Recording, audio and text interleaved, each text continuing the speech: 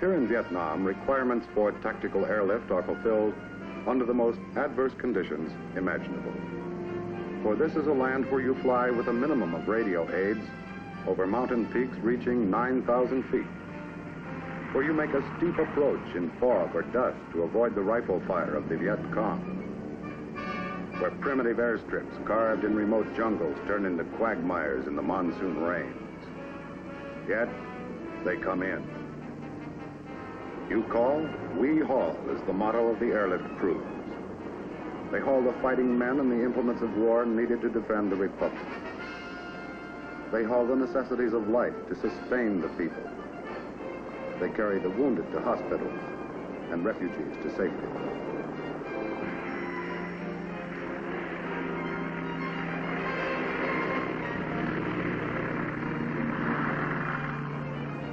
A good part of the in-country airlift responsibility rests with Special Air Warfare Forces, SAW forces they are called. SAW forces are specially organized and trained to meet the challenge of communist-inspired insurgencies that threaten the survival of small, free world nations. What missions they perform depends on a country's needs. Leaflet and loudspeaker missions to disseminate the truth in a psychological warfare campaign. Curbing a contagious disease in a remote village. Where there are requirements for civic action projects, air power plays a critical role. For in many areas susceptible to insurgency, surface transportation is all but non-existent. If assistance is to come at all, it must come by air, and it does. Everywhere, Special Air Warfare Forces and their native counterparts work side by side in the medical, technical, and educational fields to better the lives of everyone. And they encourage the people to help themselves to erase the causes of dissatisfaction on which communist subversion thrives.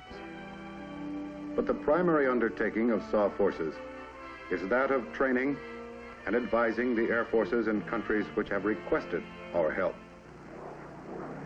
It is a matter of strengthening defenses against a common enemy. A matter of shaping forces that can react immediately and applying the tactics best suited for a highly specialized kind of warfare. The insurgency is the communist design for the future. They have told us this. But their choice of the method of conquest does not dictate the limits of our preparedness. Weapons continue to be developed and tested to answer every possible requirement for tactical air power.